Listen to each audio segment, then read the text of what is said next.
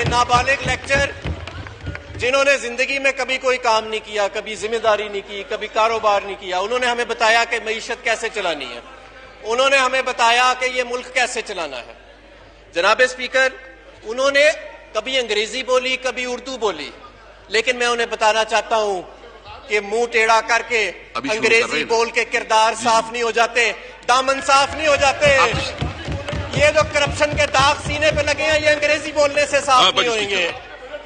मेरे जनाब स्पीकर, जी आप प्लीज अपना आप तशरीफ रखें प्लीज। जनाब स्पीकर, ये वही शख्स है जिसने कहा था कि मैं तुमको जूता मारूंगा, और इसने आज तक इसने माफी नहीं मांगी।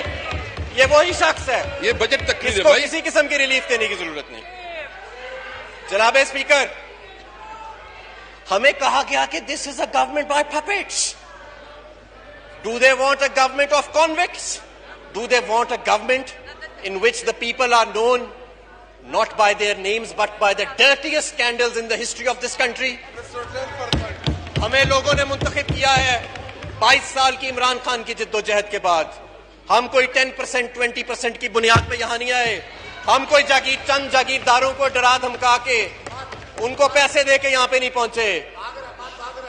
और हम पाकिस्तान तहरीके इंसाफ के वो जांबाज कारकुन हैं, और वो जा रहे हैं। मैंने चैलेंज किया था कि मेरी तकरीर सुने। ये जो जानवर गिना रहे थे अपने आखिरी कलमे में, जो बड़ी नामुनासिब बात की, मैं आज उसका जवाब दूंगा। इनमें हिम्मत नहीं है सुनने की।